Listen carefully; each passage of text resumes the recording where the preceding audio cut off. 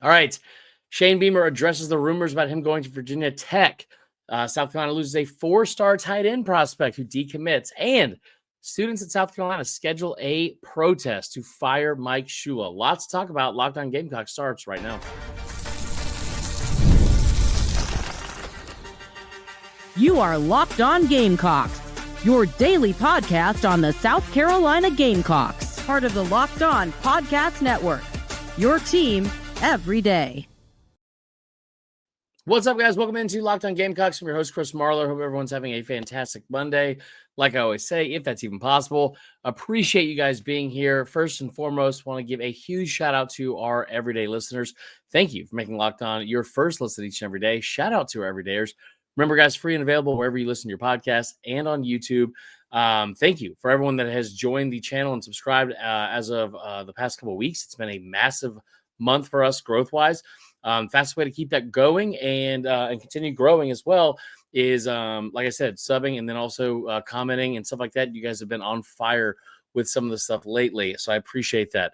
Also, want to give a shout out to the sponsor of today's episode. That is our friends at FanDuel.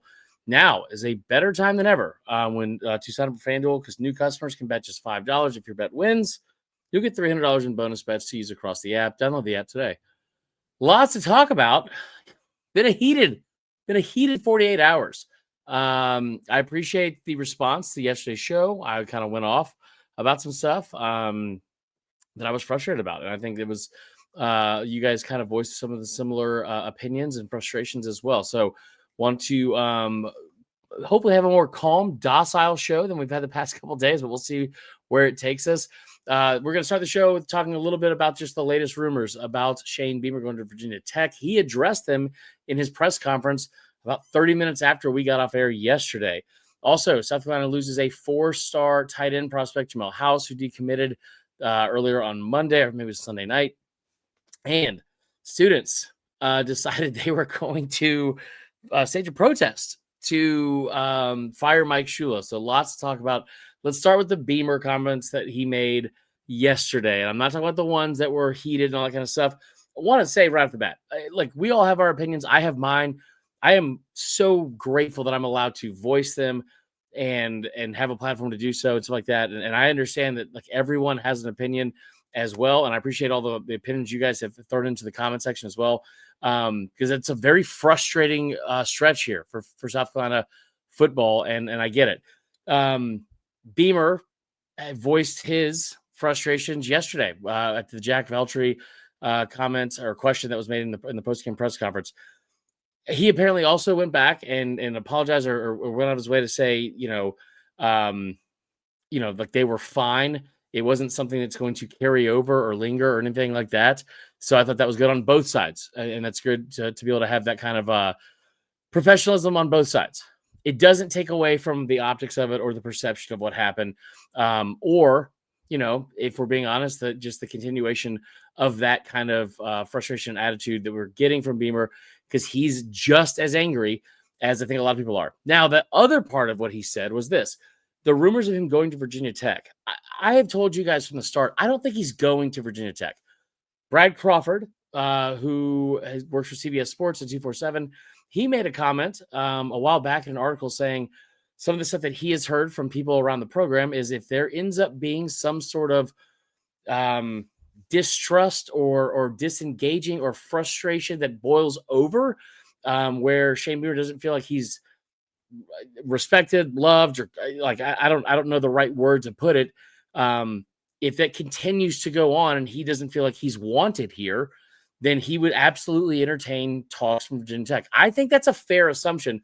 Beamer said something interesting about it, and he said, I don't know where Brad Crawford's getting that information. I haven't spoken to him in 2 years. Wild to hear a coach call him out by name.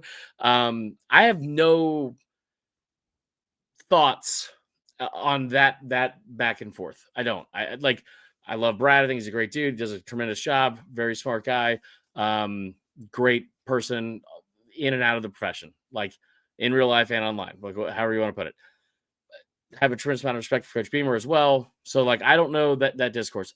I just want to get into, like, the perception of the optics of him and the way he has positioned himself over the past couple of weeks, and then also just with what a coaching search entails, whether or not he would take it or not. I think it's pretty obvious that it would be a fit where Virginia Tech is going to go after Shane Beamer. Does that mean he is going to go there regardless of how the season goes? No. I could see what Brad Crawford said as being true. I also have to take Beamer's word for what he's saying, which has been very consistent in, yeah, I'm not going to entertain that. I'm not going to go there. The latest on all this is like, as he again addressed yesterday, I don't think he's going anywhere. And here's maybe a more important thing, is I'm just flustered with words to start the show. More importantly, I don't think he needs to go anywhere. I don't think he is necessarily like, this is an unfixable problem. And above all that, I do think he has earned the right to have another year at least to fix it. I am in the camp that I think Beamer's the guy. I think he is a good coach. And as of right now, as long as he wants to be the coach of South Carolina, I think he should be the coach of South Carolina. I think he's the right guy to be the coach of South Carolina. And I think, yes, there are tons of issues to correct, but I think also he's earned the right to fix those issues. Like, point blank, period. Like, he 2 9-win seasons in his first 4 years, right? Was it a 9-win season the first year? But like a 9-win season a year ago, when you were kind of like talking about being on the hot seat and he's going to only win 5 games, blah, blah, blah. 2 wins against Clemson in the past 3 years. You might get a third this year. This season has been a failure so far. And as I said yesterday, I fully believe even if you go 8-4 and win out in your games, it still feels like a little bit of a failure compared to where your expectations were. It sucks that, like, if you went on a streak right now and you finish out 5-0, that's a hell of a way to close, and you tip your cap and say it's a great job of rallying. But there's no way that any of us could look at the season. And this kind of sucks to say. Like it almost feels like you can't win for winning, right? Like that's just where we're at, because you've lost 4 games in your first 7. But even if you go 5-0 the rest of the way and you go 8-4, the ceiling has now become so much closer to what we thought the floor would be, that, like that, it still feels like a failure of a season. Now, him going to Virginia Tech, I fully believe that Virginia Tech is going to come in and try to put a full court press on hiring him. I do. I think there's no reason they wouldn't. He's a proven coach so far at a Power 4 level in a much tougher conference. It has ties to your school. And you also, if you're Virginia Tech, you have to kind of, I wouldn't say it's arrogance, but you have to kind of think to yourself, yeah, why would he not want to come here? Like, went to school here, played here, his dad is a legend here. Like, of course he would entertain. And things aren't going so great. So it could be like a soft landing spot type situation for him to come back to Blacksburg. I believe Shane Beamer that he's not going anywhere. I know this is not the overwhelming universal opinion of everybody.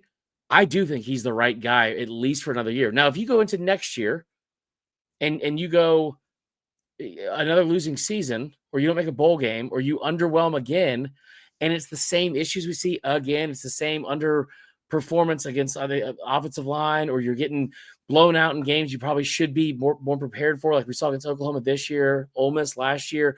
Like, if those things happen, then yeah, we have a conversation at that point for sure. And I think Beamer would admit that. Like, the job is still performance-based. I say all that to also say, I don't think he's volunteering to sign up and go to Virginia Tech. I don't think it's not even a lateral move. It's a worse job. And again, I understand the frustration. I've seen the whole thing about Muschamp, and he's just like that. It's not like that. He has done stuff. First off, it's more difficult to win now than it was with Muschamp. In the era of NIL, in the era of the transfer portal, and all that kind of stuff, it is more difficult to win now than it was for Muschamp. So credit Beamer for that part. 2, I think that, like, going into the rest of this year, the mindset it's going to get more frustrating, guys. Like, it probably is, if we're being honest. Like, I don't see a win in the next 3 weeks. Like, I just don't see that as of right now. Maybe he'll prove all of us wrong, and he'll go grab one. Like, maybe you go get a dub this weekend after Bama is coming off 4 straight wins against ranked opponents, and they're like, they finally hit. Like, I mean, listen, Kalen DeBoer's weakness has been unranked teams. Maybe that happens. But what I would love to see more than anything is what I keep saying over and over and over again. I just got to see a sign of progress. Like at some point, you can't, like, you have to give me a blip, right? Like You can't just keep going down, down, down, and then like in nothing and finding like even worse, more frustrating ways to lose. And to that point as well, I also can't see this. I can't see the plateauing of performance from this team because where they're at is so below where they need to be. You have to show some improvement. He knows that. Like he said yesterday in the press conference, I know we talked about the negative stuff. Maybe we should have done a better job of saying the positive stuff as well. But one of the things he did say is that he said that I will fix this. I will fix this. And I believe that he is going to do everything in his power to do so. Now, does that mean I think that he doesn't need to make a change at offensive coordinator? No. I still firmly believe that. I hate to be the guy on a show that is calling for someone's job and being so negative about it because I don't have any ill will towards Mike Shula. I just am calling a spade at this point, which is like, I think we have seen all we can see out of Mike Shula. And the thing that's more frustrating about this than anything, and this is the thing that's going to suck for Beamer going into next year, is listen, you got yourself a longer leash this year. You had some grace because of what you were able to do last year. Now, that's a credit to you and the job you and the staff did a season ago. But that's out the window going into next year. And now you have to go into a situation where you have to prove yourself once again. You have to get up off the mat once again. You're going to have an entire offseason of people naysaying and all that kind of stuff. And you're used to that. And I'm sure he welcomes that challenge, just like he did in 2024. But now you got to go do it without Lenora Sellers, without even more pieces. And now the biggest question is how do you get everyone to buy back in and have the retention when things aren't as great? And that's something that's going to be a difficult uphill battle. I think he's staying. I believe Shane Beamer that he's staying. I do think that this battle, this uphill battle and what is in front of him is going to be a big challenge. And I think he's up for it. But like at some point, I said this yesterday, you cannot fix something in anything in life until you are willing to sit there and look honestly in the mirror and say, what are the actual issues? How do I fix this? And you can't unless you know what to fix. And the first part of that is admitting there's something to fix and addressing the things that need to be fixed. All right, that's all for the life lessons today. I'm off the soapbox. We're going to take a quick break. When we come back, we're going to pay some bills.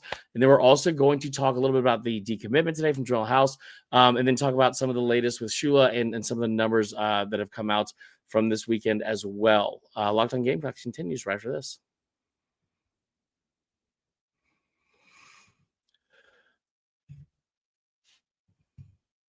All right, welcome back into Monday's episode. We're gonna take a step back. No more angst towards the Beamer stuff for this episode. And before we get into the next topic, talk about Jamel Hawse and where recruiting is standing right now. Talk real quick about our friends at FanDuel. And you guys have heard me talk about this. We hit a parlay last night in this household, me and the missus, with our joint account. And listen, I know what the ad read says, but I'm just gonna go off the script here and tell you right now. Don't be that couple that makes a joint Facebook account. That sucks. That sucks. We all know it. And if you are one that's listening right now and has one, I hate to tell you, I'm sure you're a great person, but you got to get rid of that. It's a bad look. You know, it's not a bad look, is a joint betting account at FanDuel. And now more than ever is the best time to sign up for FanDuel, okay? For just $5. If you bet $5 and you hit, no matter what the bet is, it could be a bazillion to one. As long as you hit the first $5, you get $300 in free bonus bets to use across the app after that hits. I love FanDuel because they have up-to-the-minute stats, odds, and everything else in between at your fingertips at a moment's notice, so you can get bets in before, during, and not after the game, but you have up-to-date futures bets as well. What are you waiting for? Visit FanDuel.com, download the FanDuel app today, and get started. Also, want to give a quick shout out to our friends at Quo, formerly OpenPhone. One of the tools that helps make a huge difference for business owners is Quo. It's formerly OpenPhone. Like I said, it's the same great business phone system you've heard me talk about before, just with a different name. And I tell you what, here's why it matters. Every missed call is money left on the table. With every customer conversation counts, you need a phone system that keeps you connected 24/7. Quo is the #1 business phone system that streamlines customer communications. It works right through an app on your phone or computer, so there's no more carrying two phones or relying on a landline. That's ridiculous.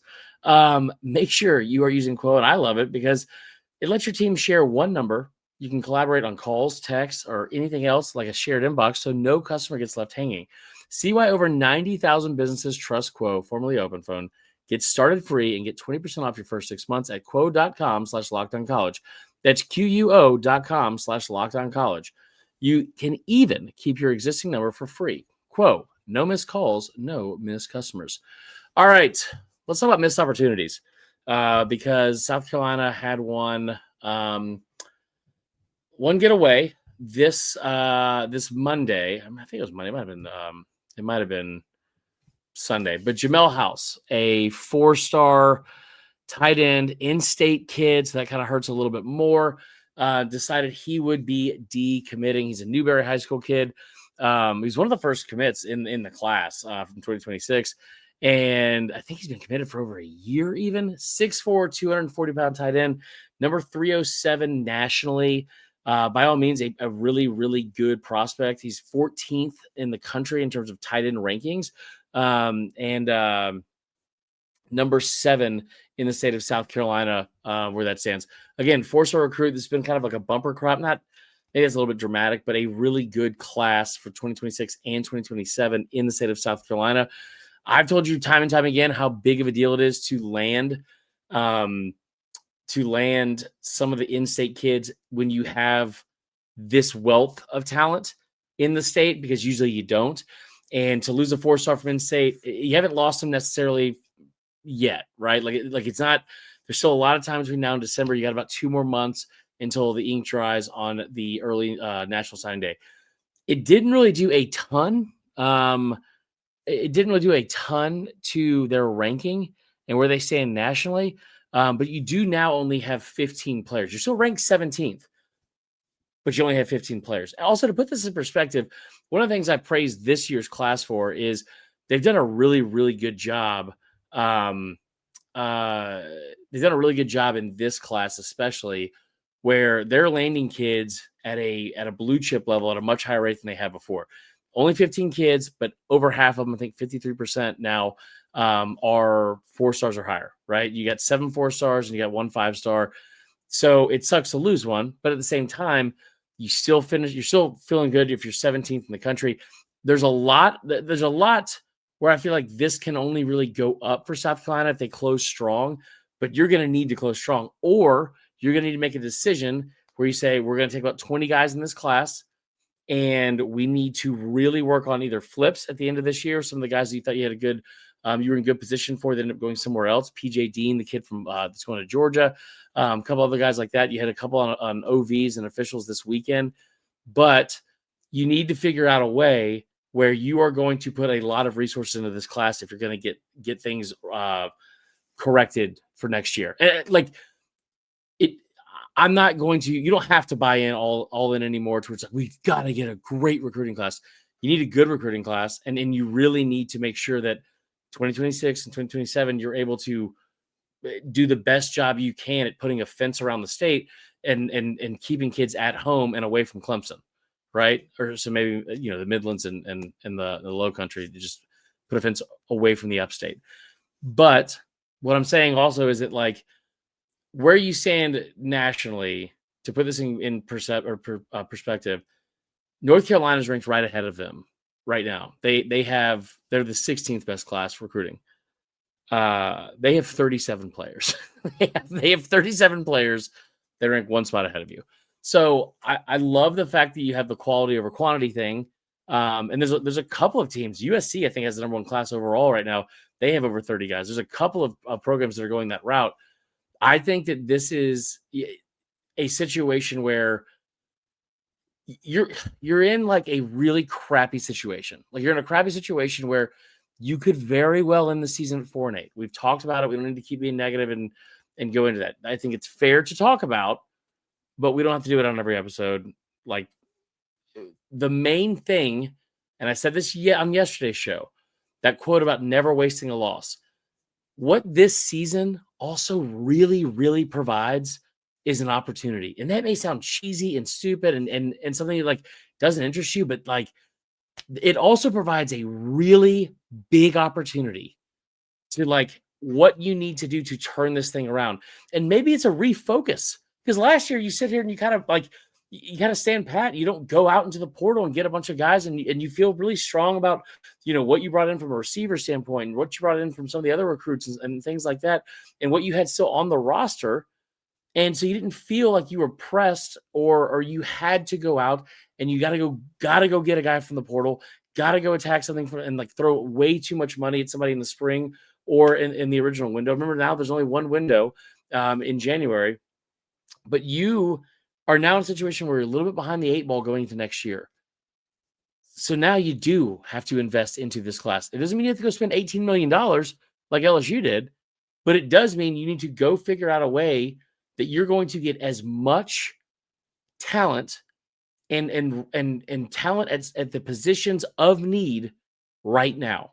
It is no longer a time where you can sit here and say, well, we'll just develop some guys in the offensive line, and maybe in year 3 they'll be ready, or year 2, like they just need some time. Like, no, the time to win is now. The time to spend is probably now, and you need to go figure out a way to go make sure the combination of class that you bring in from the portal as well as from the high school ranks is good enough to win you games immediately.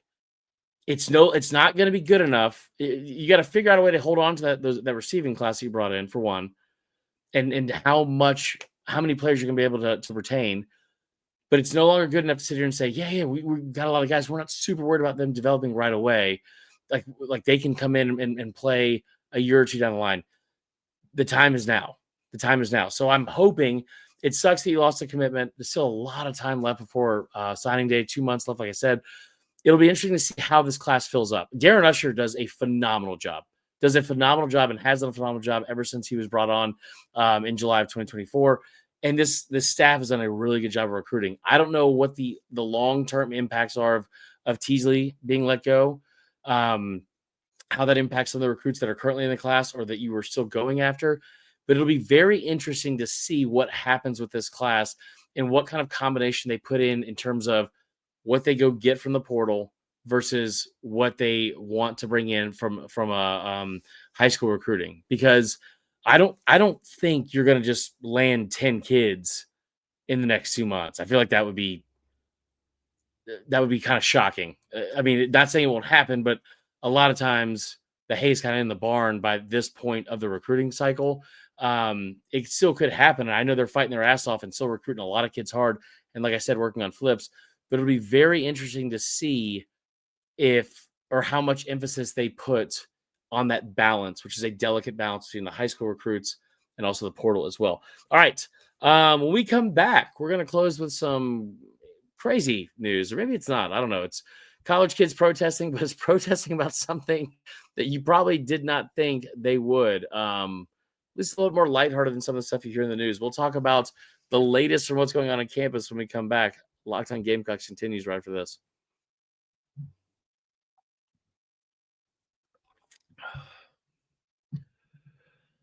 All right, closing out today's show with I don't know if it's funny is the right way to put it. It is kind of funny, but before we get into it, I do want to give one more shout out to some friends that help us put the show on. That is Monarch Money. Let's be honest, most of us can't even name all our financial accounts, let alone what they're worth. Between 401ks, savings, and investments, it's easy to lose track, and that can mean leaving money on the table. That's why I started using Monarch, an all-in-one personal finance tool that brings you your entire financial life together in one clean, easy-to-use interface on your laptop or your phone. I told you guys this past July. It helped me get organized when I was trying to save up for the ring. We moved here, trying to figure out moving expenses and just where some of my money that was kind of just flying out of my pocket at times because I wasn't paying attention to what I was spending on. The visual dashboards that Monarch has, they're smart tools that make it so much easier to understand where my money's going, how to make it work harder for me. And I tell you what, a bigger thing is not letting any opportunities slip through the cracks, not just with saving, but also investing. It's like having your own CFO in your pocket, and it is a game changer, I promise you. Use the code LOCKEDONCollege at monarch.com for 50% off your first year. That's monarch.com, code LOCKEDONCollege for half off your first year. Let's close with this. News from campus. College kids protesting. It's a very popular thing now. Sometimes it's super political. Sometimes it's stuff we don't want to talk about. But this one that's happening in Columbia right now is a little bit different. South Carolina student body has planned a protest against offensive coordinator Mike Shula, according to a picture posted from Famously Garnett Sports. Those are great dudes. We had them on the show before. The Gamecocks fell to 3-4 on the season after a 26-7 loss to Oklahoma on Saturday. This is not the first negative press that's come from them, but I tell you what, this is the picture that came up. Like I said, Famously Garnett Sports, great follow on Twitter. Make sure you guys check them out. They do a great job. They have a great podcast as well. USC students have planned a protest against Mike Shula tomorrow at 3 p.m. It's at Green Street. It says it's a rally against awful and predictable play calling, completely ruining Lenore's Sellers, and not knowing how to run an offense. Now, that last one felt a little bit unnecessary. But this is, listen, I'm all for speaking your mind, the First Amendment, and saying how you feel about certain stuff. And college kids should be doing things like this. And I'll also say, we all did dumb stuff when we were little. I don't even know if this is dumb. But if anyone's going to the protest, send pictures, video, let us know how it goes. It should be a ridiculous and kind of, I don't know, maybe it's an impactful thing. Who knows?